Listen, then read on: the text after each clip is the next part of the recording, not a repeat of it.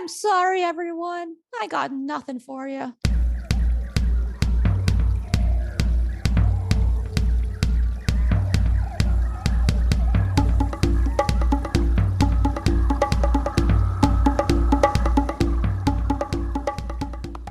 I've got nothing as well. Welcome back to the Wild Business Growth Podcast. This is your place where we talk in voices like this, and maybe some other voices, but this is your place to hear from a new entrepreneur every single Wednesday morning who's turning wild ideas into wild growth. I'm your host, Max Branstetter, founder and podcast producer at MaxPodcasting, and you can email me at max@maxpodcasting.com to save time with your high-quality podcast. This is episode 178, and today's guest is Amanda Natividad. Amanda is the VP of Marketing for audience research startup SparkToro and is one of the most insightful, helpful, and clever social media marketers you'll come across. Some of her Twitter threads have gone absolutely bananas on Twitter, of course, and she's also a contributor to Adweek, a professionally trained chef, and has made some magic in her past for Fitbit and their content. In this episode, we talk everything from Amanda's advanced social media search tips. That is one you really have to pronounce, just like Amanda's last name. Everything from that to finding your target market on social media, and of course, eating ass and weird voices, but not at the same time. It is Amanda Nat. Welcome to the Amanda Nat Show. Enjoy the show.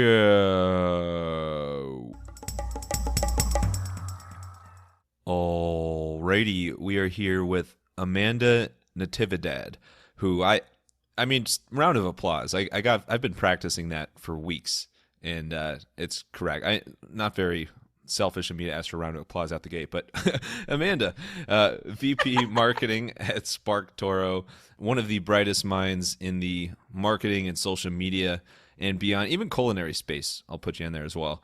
But Amanda, thanks so much for joining. How you doing today? I'm doing great. And I was going to clap for you, but I also didn't want to muddy up your audio. So thank you for that. Of course. No muddy audio allowed.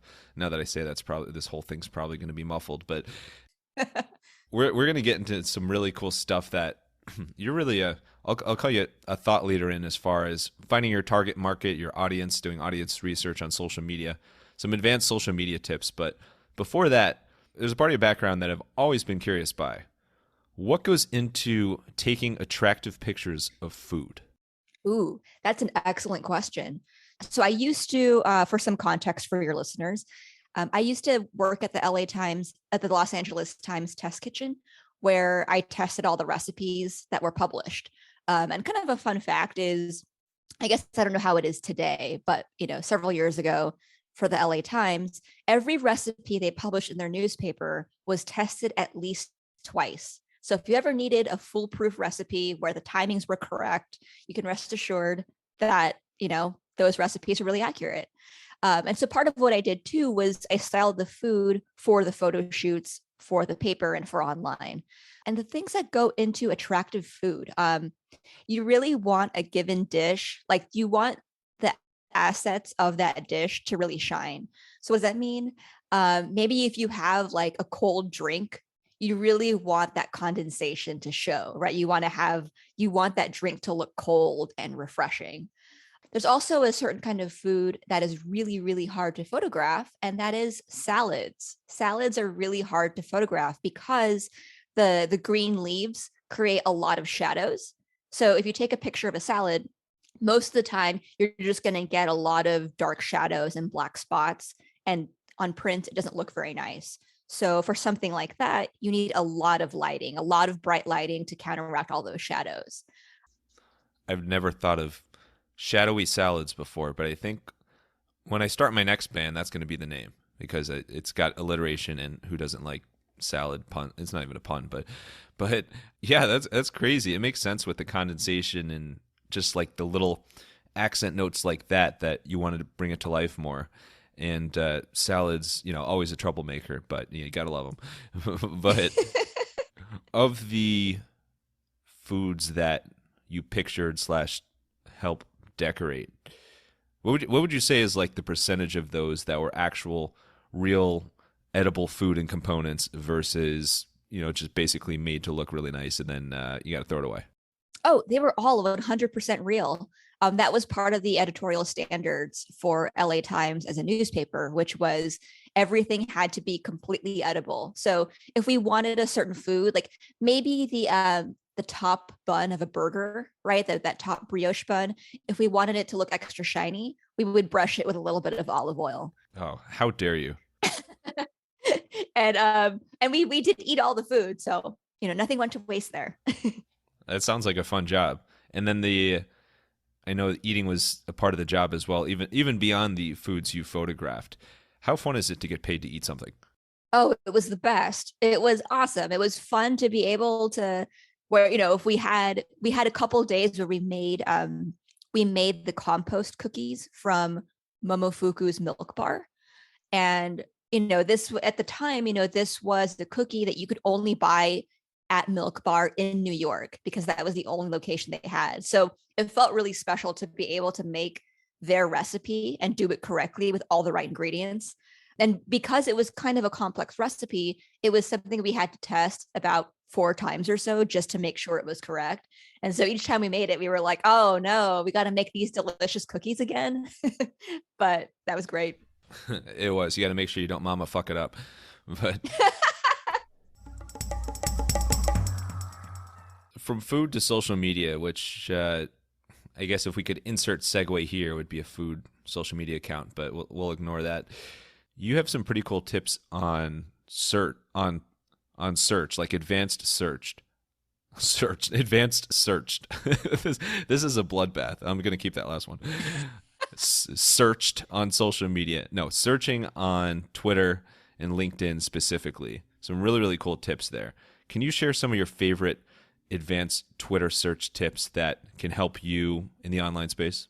So I think Twitter advanced search is a really underleveraged tool among, social media users and marketers. There are, and people can Google these too, right, to get the exact verbiage. But you can search in Twitter for things like a range of, one, this is the obvious one of searching by date range, right? So maybe you can search a given Twitter account for tweets in a given date range. That one's pretty easy. But then there are also things you can search for with regards to overall engagement. So you can search for maybe an account's minimum amount of tweets or minimum amount of likes or min fave, 100, right? If you wanted to find an account's most viral tweets, you can search by retweets. And, this will help you, like maybe if you're doing some interview prep for a podcast, right? You can look up a given social media account or a given Twitter account and look at some of their most engaged with content. So that's the thing that's really, really helpful. But at the same time, there are a lot of other Twitter tools that have sprung up in the past year or so that kind of tap into these functionalities. So there's a Chrome extension called, I think it's pronounced Tweemex. I think Tweemax. Tweemex. Yeah. I don't know how to say it. I'm biased. I think it's Tweemax. Yeah. If you have the plugin installed, when you go to a certain Twitter profile, you'll see in a little panel that account's most engaged with tweets. And then if they're, maybe if they're a friend of yours, you can also see some of the highlight conversations you've had on the timeline. So stuff like that is really helpful. And it, helpful maybe if like you have a meeting with someone or a phone call with someone, you want to catch up on some of the things that are top of mind for them. It's really helpful for that. And then what about on LinkedIn? Where it's really helpful for LinkedIn is because LinkedIn is the only social network where you can search for people based on job function. Right. Yeah. Yeah. That makes it a really valuable tool for B2B marketers, right? If you're looking for people in a given industry, and their search is really user friendly, right? Like you can use all the filter functionalities. So you can search by location, you can search by first, second, third, or fourth degree connection.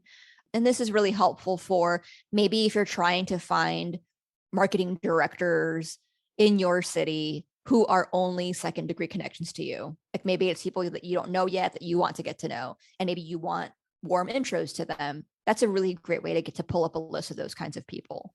And maybe you're looking for like VPs of marketing at SparkToro for example, or something like that. You can do that too. You could totally do that. Yeah. I think there's only one though at Mm. SparkToro. Talk about niche. What's a tip that, or just like it could even be an approach to social media that you use pretty frequently these days that maybe 10 years ago you would have been like, oh wow, like I would have never been able to do that? Huh. I mean, this is going to sound so basic, but so I've had my Twitter account for I think more than 10 years. Like I've been technically on Twitter for a long time, but I only really started using it maybe a year and a half ago because I was always so self-conscious about posting online. Like I don't know, I guess I was worried about people wanting to immediately discredit me or people just hating for no reason. So I was very shy on social media.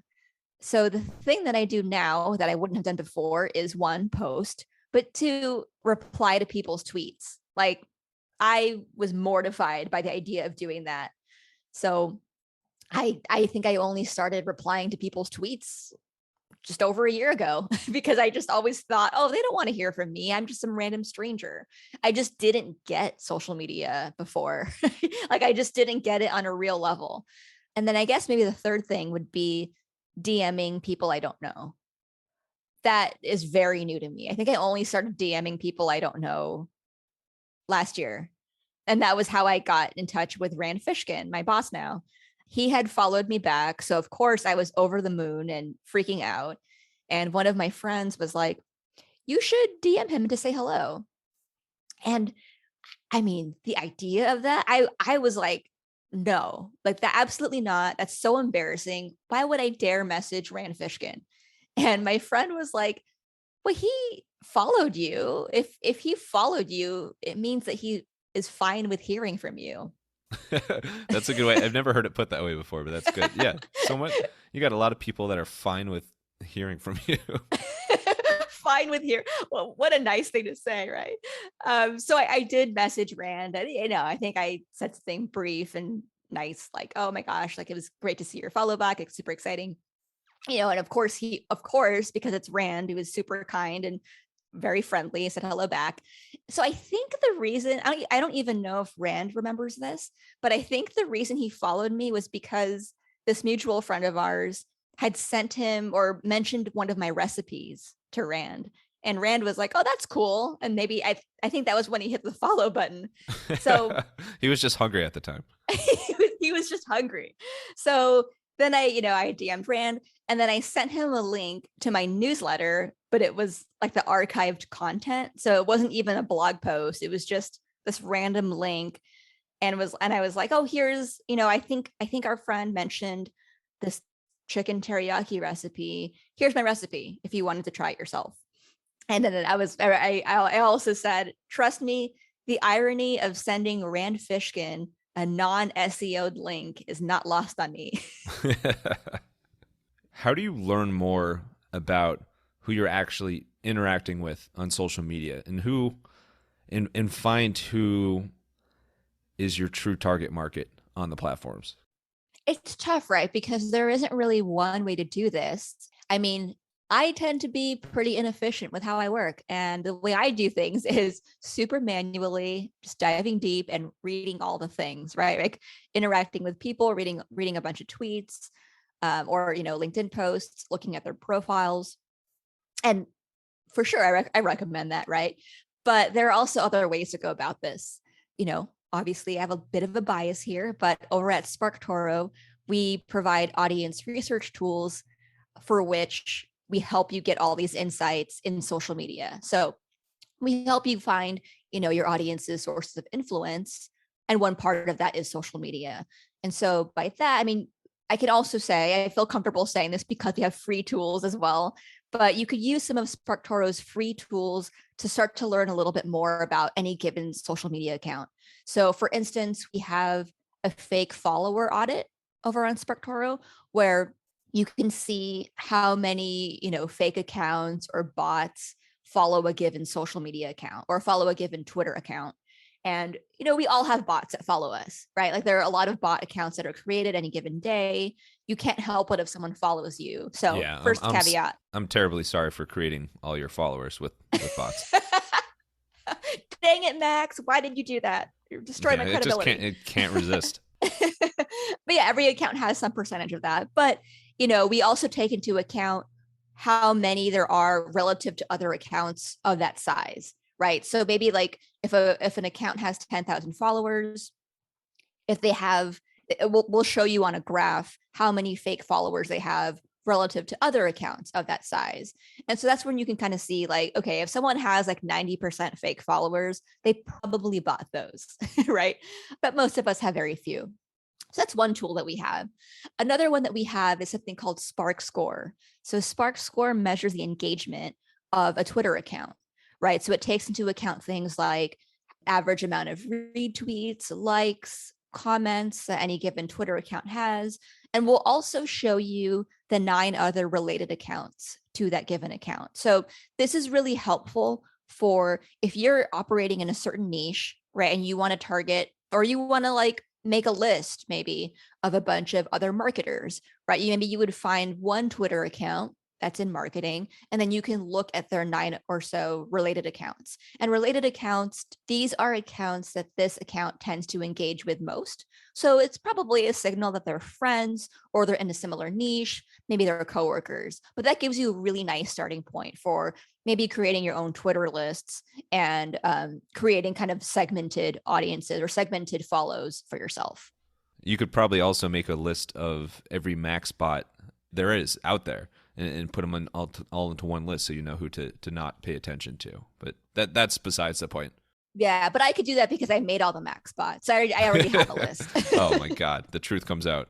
And then, in our regular SparkToro.com tool, we can help you find your audience a source of influence. We can analyze given social media accounts. And then you can also find other social media accounts. And by other social media accounts, I mean like hundreds, right?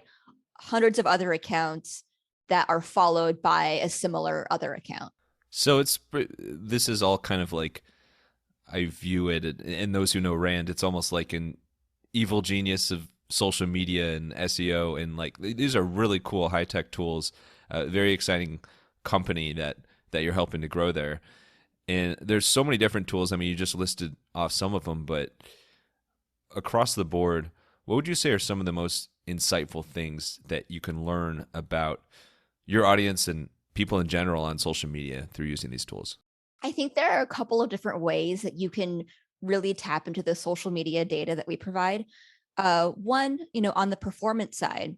So if you're doing Twitter advertising, then you know that you can target your audience based on other lookalike Twitter accounts.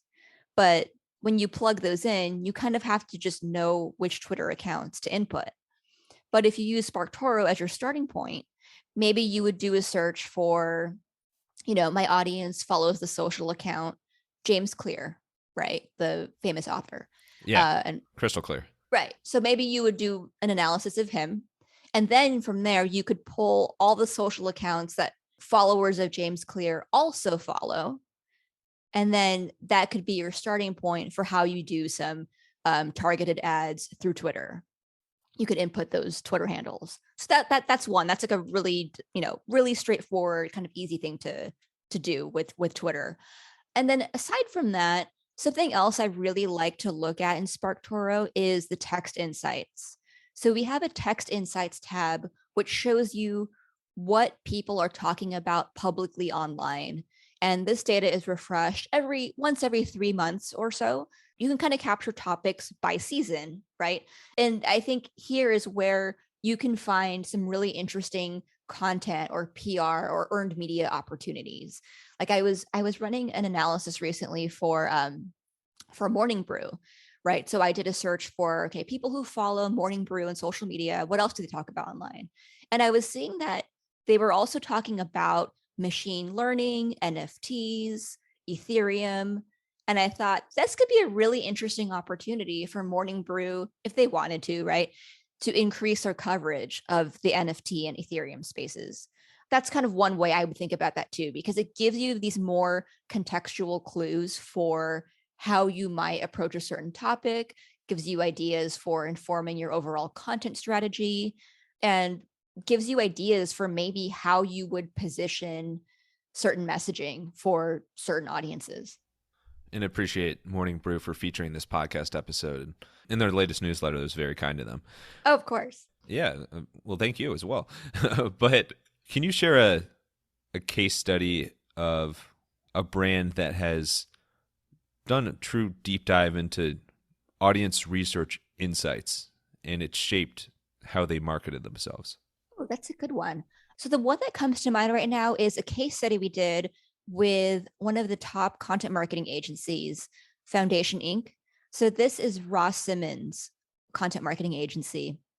And the services they provide to their clients include content creation, SEO, content distribution, and even digital marketing. So they've been using SparkToro to better identify arbitrage opportunities. So say that 10 times fast, by the way. Arbitrage opportunities. Arbitrage opportunities. Rolls off the tongue. They were working with a client in the web infrastructure space. And they were, I think they were creating content for them and doing some performance marketing for them. And, traditionally, or usually as we know it, right, performance marketing is get Google ads, Facebook ads, right, the pay to play stuff. But Foundation did some research in SparkToro and found a bunch of high engagement, sort of hidden gem social accounts. Then they looked more closely at the social accounts, found that some of those people had newsletters, and basically made this list of, hey, here are some really high engagement newsletters that we think are going to give you more reach than if we did targeted ads through Facebook. So they made the business case for it. And then the client was receptive to it. They decided to go all in. I think they spent 5 figures on this. I think they spent over $30,000. We have a case study on our website for the actual number, but but for the placeholder number, you could just keep listening. It was like $1 million. No, it was like I think it was it's a 5-figure, a pretty healthy budget, right? And once they did the sort of post-mortem or look back on it and saw that they were able to reach more people for spending less dollars. So that's one of my favorite things to discuss because, this obviously resonates with me as a marketer, right? Finding really smart, efficient opportunities, but then, also being pro small business, right? Like I love the idea of individual or solo creators who are creating great content, getting paid by advertisers for things that are really relevant to their audiences, right? Where it feels like everybody wins. Like I love stories like that. So this is one of my favorite case studies. And it's beautiful. And you nailed the number down to the cent. It was perfect. No, you honestly could have said like billions or trillions, and I would have been like, oh, yeah, sure. I believe it.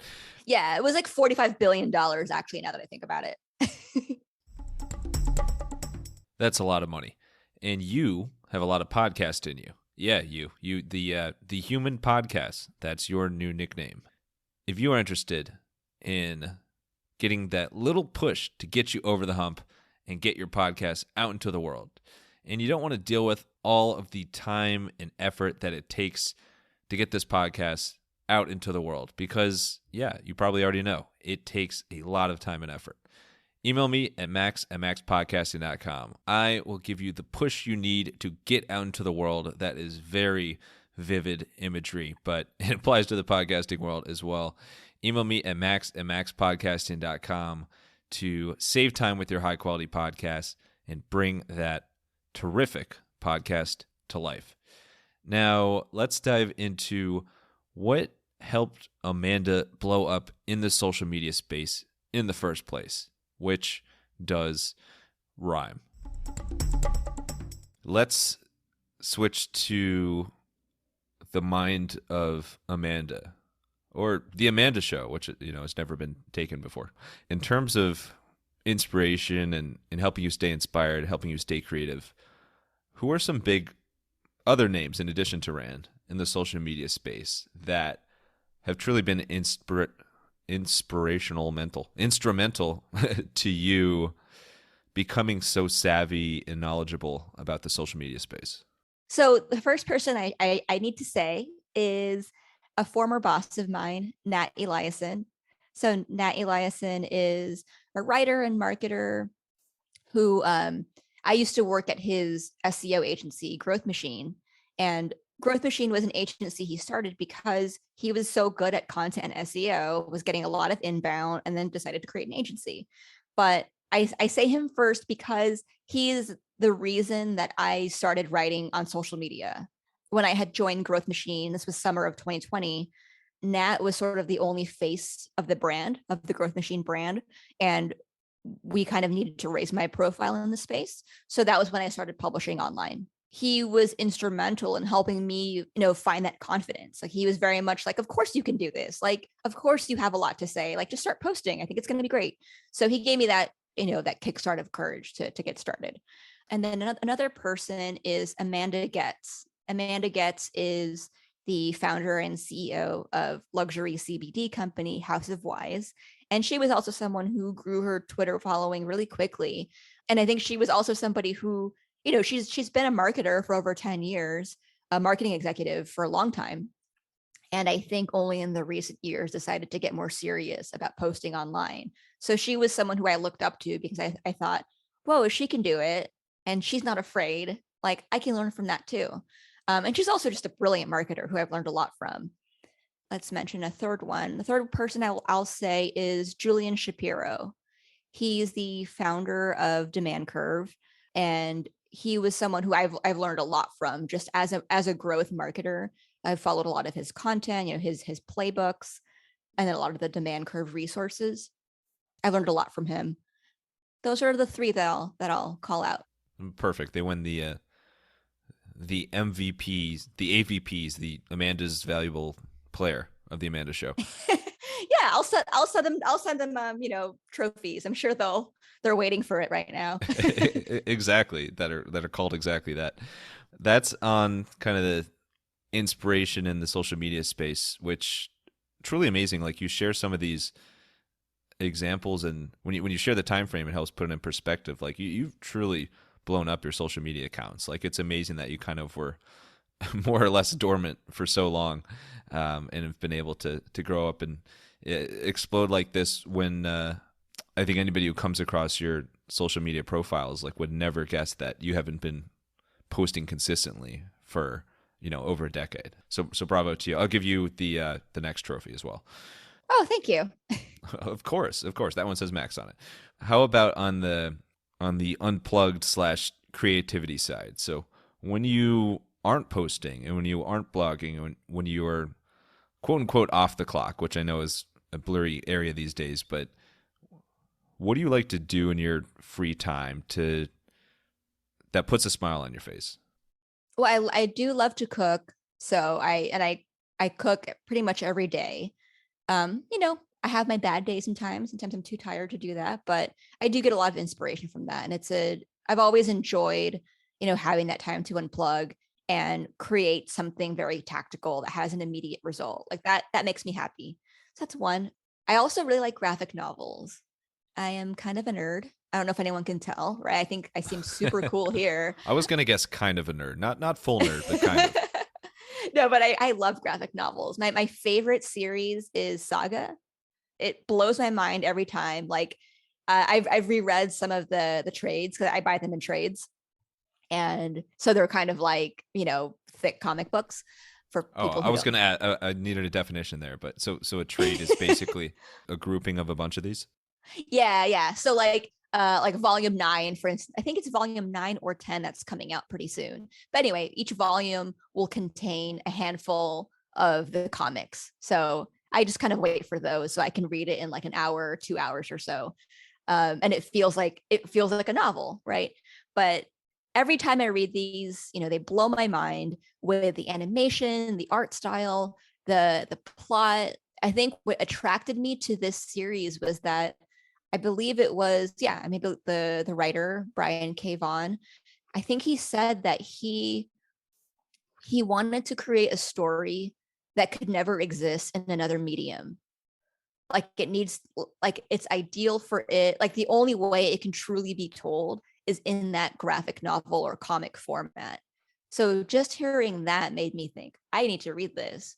And as I kind of dive into this world, I immediately I saw like, oh, this would never work as a TV show or as a movie. Like there's just too much to unpack here. And there are too many plot points that blow your mind or that reveal something shocking that only works because it's in a silent print visual format.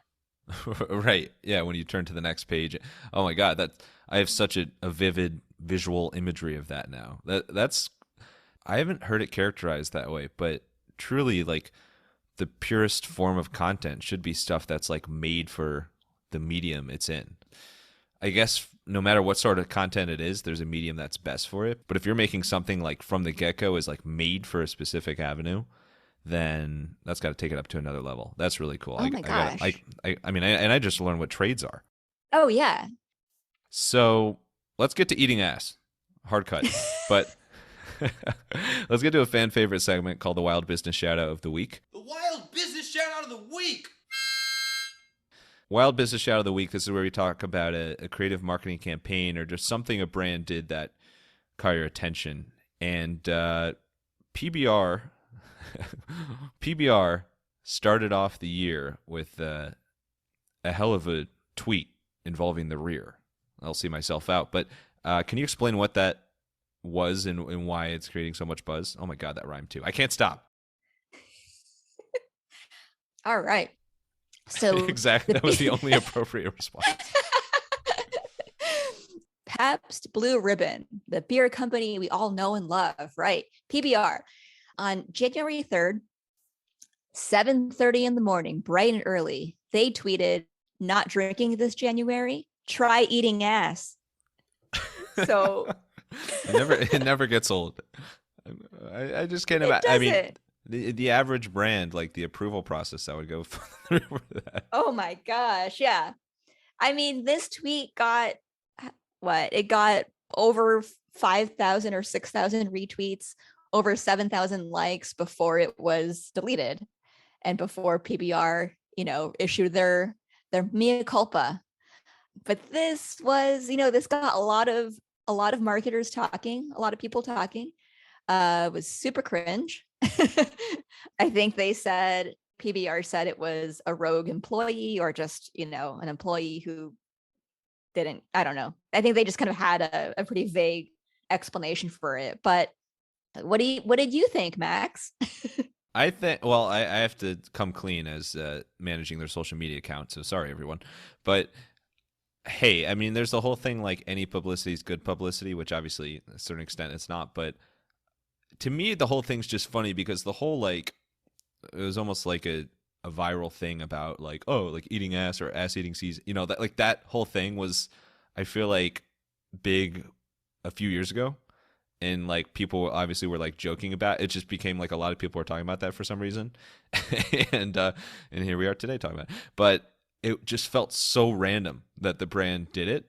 But I got to give them credit, whether this was intentional or not. You never know who to believe, but a hell of a way to break through the clutter. I guess. I don't know. I mean, there were also replies, and their replies in the tweets or replies to quote tweets that were like, "Oh, this is about ass and eating it," and they really doubled down on eating ass. Right. Like, do they have like a history of ass eating campaigns? Like, I don't know. I mean, everybody knows PBR, but I don't think that's what you think of first with PBR. Maybe second. Yeah. Right. I mean, I don't think it's that. I think I don't. And so maybe we should dispel a couple things. So one, I'm going to say, let's dispel the myth that any PR is good PR, because it's not. I mean, yes, I think, yeah, we're talking about it. We're talking about it on this show. Marketers are talking about it on Twitter. But the issue is no one's talking about this like, oh, isn't this great that PBR did it? Or like, wow, what a hilarious risk. It was just, wow, this is really embarrassing. Why did they think this was okay? So everybody's together embarrassed on the brand's behalf. Yeah. And the whole like any PR is good PR. It's not, because if this were good PR, if this were effective, then they wouldn't have deleted the tweets.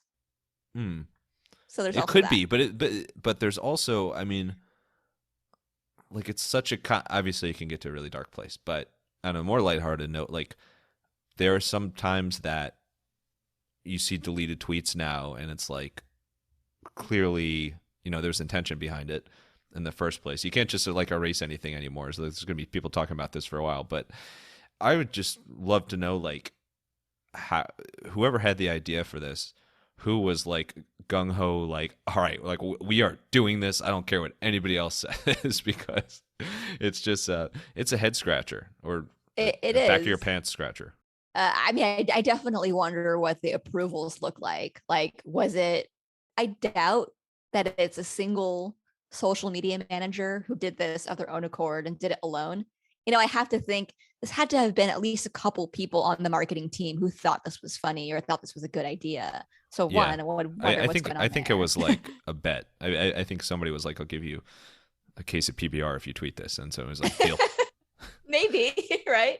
The other thing too, though, is this feels like just another cringy attempt to be like Wendy's, right? Like Yeah. everyone knows Wendy's as at this point, right? Wendy's is beloved for their snark. Yeah, the savage Right. of the savage social media account. Yeah. Totally. But if you really look at that, if you look at Wendy's tweets and their snark, they're very calculated about it. They're not just randomly tweeting snarky or spicy tweets, right? Like okay, one, the reason that Wendy's is good at snark is that they were the first to do it. They're the original. So there's that. But then two, they're only snarky when they're provoked. So if you go to Wendy's Twitter profile and just scroll through, there isn't snark on their regular one-off tweets. Like maybe they're quirky and they're witty, but they're not dunking on anybody on one-off tweets. And even when you look back at their original snarky tweet, this was from like 4 years ago, I think, when they started showing that snark, it was because a Twitter user came at them in like 3 different replies saying their beef was frozen and not fresh, and that they're a joke, and that McDonald's is better. And then eventually, Wendy's hit back with a funny comeback of like, oh, don't bring McDonald's into this just because you forgot what a refrigerator was.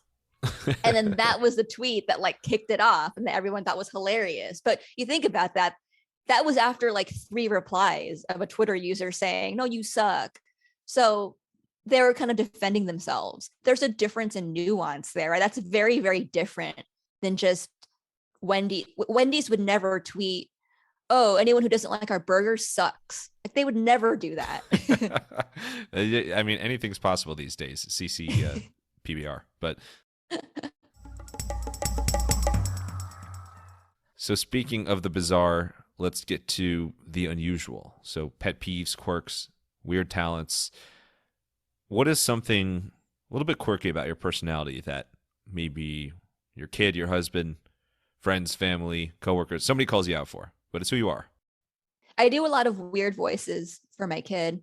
He likes that a lot. Can you please go on? I don't know why I do it, but when we're doing puzzles together and if the puzzle pieces don't fit, I start doing this like little voice that's like, oh no, that doesn't work. Oh, Oh my god.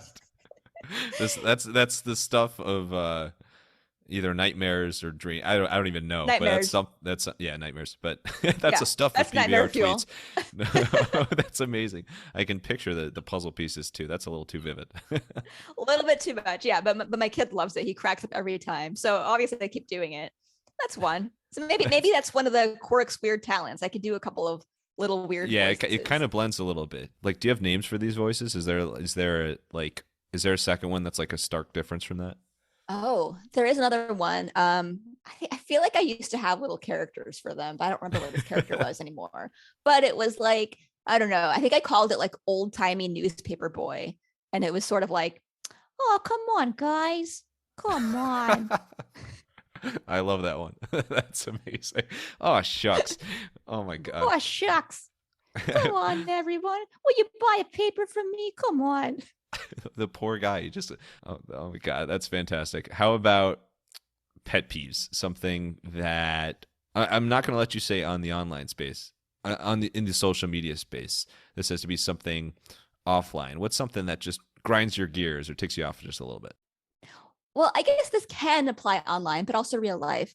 I don't actually like sarcasm. Oh, this you've been a trooper for hanging in for this long in this interview. No, this is different though, because it's you and me one-on-one having an interpersonal interaction, and we're having fun with each other. And we're both on the same page. We came here to play and hang out. That's different. But I think sarcasm when it's being used on people who maybe don't have the full context of you, who don't know you very well and don't know your intentions, that's when it bothers me, because then that gets into territory of you risk putting someone down when that isn't your intention, or maybe it is your intention. I don't know. That, I mean, I am sarcastic with my close friends and family, but again, those are the people who know me really well and they know my intentions, and there's very little to no risk of being misconstrued as being offensive. But yeah, so where sarcasm bothers me is it bothers me when people feel put down or feel less than because of a joke that was made in poor taste.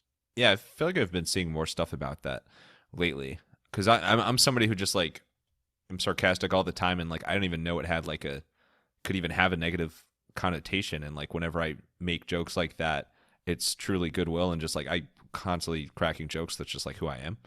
But I could see how there can be like a dark side to it for like I'm sure there's certain people that use it and like actually as like a dig at somebody or like mean it in a bad way. So anyway, so let's get to the sarcasm segment. No, I'm just kidding. So and then last thing for this, in addition to your Great Depression era newspaper boy voice and other weird voices that you do, what is another weird talent you have, that something just maybe around the house or something that really has no impact on your business, but you just really have a knack for it, other than cooking?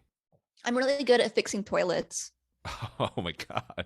Yeah, So you that could have comes in handy. a whole second career as a plumber ahead of you. I should. I think if I did a cohort-based course on at-home plumbing, I think I could make a killing off that. Yeah, absolutely. Hey, I mean, talk about a huge market. Like literally everybody has a toilet and everybody's had toilet problems at some point, some more often than others, but besides the point. Anyway, I was not going to guess any toilet fun facts today, so here we are. Let's wrap up with some rapid fire Q&A. You ready for it? Let's do it.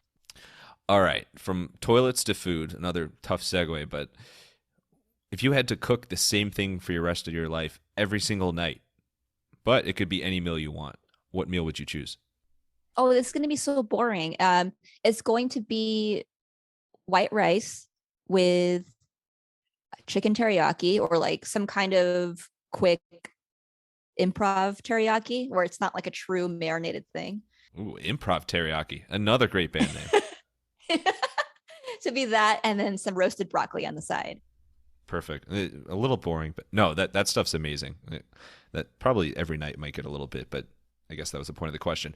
But first thing that comes to your head, what is a quick tip or like words to live by if you're somebody who wants to grow their following on social media?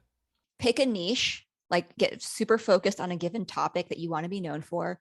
Tweet about that. Do it 10 times a week. Bam, right after you make the improv teriyaki.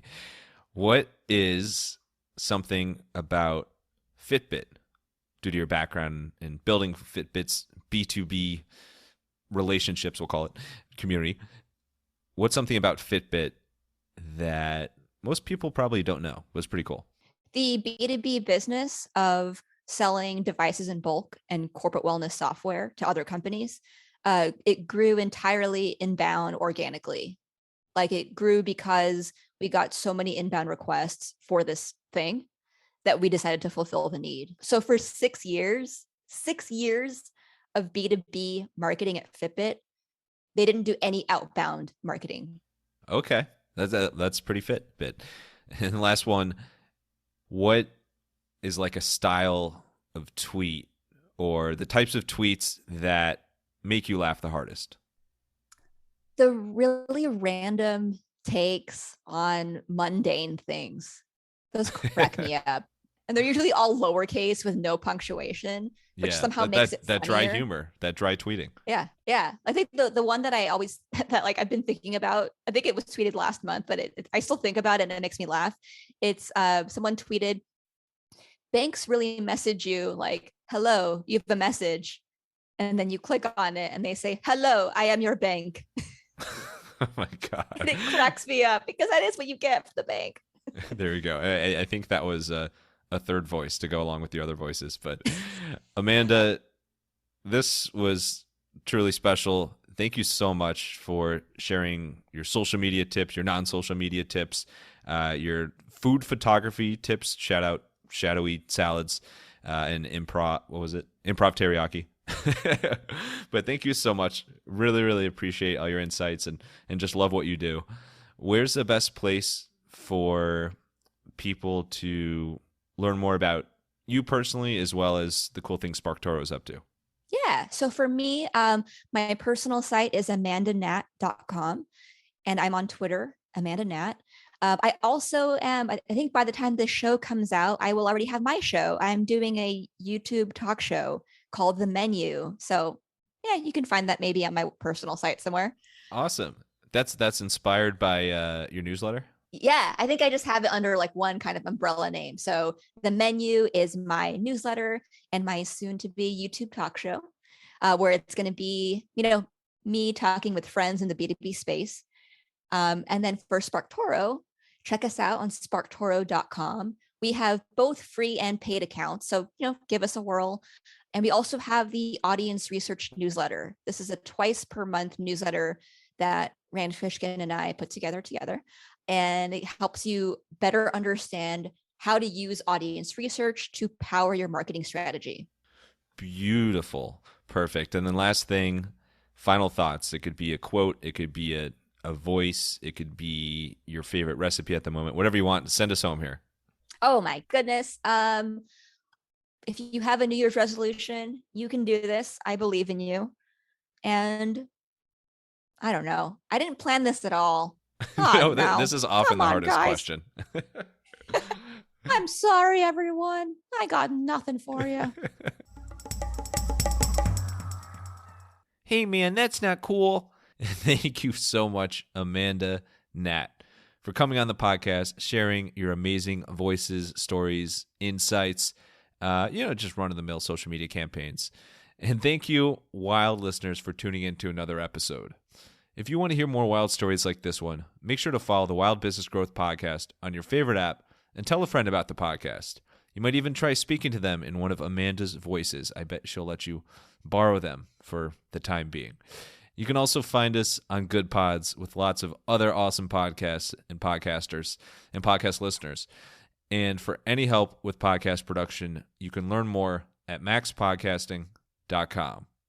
Until next time, let your business run wild. Bring on the bongos!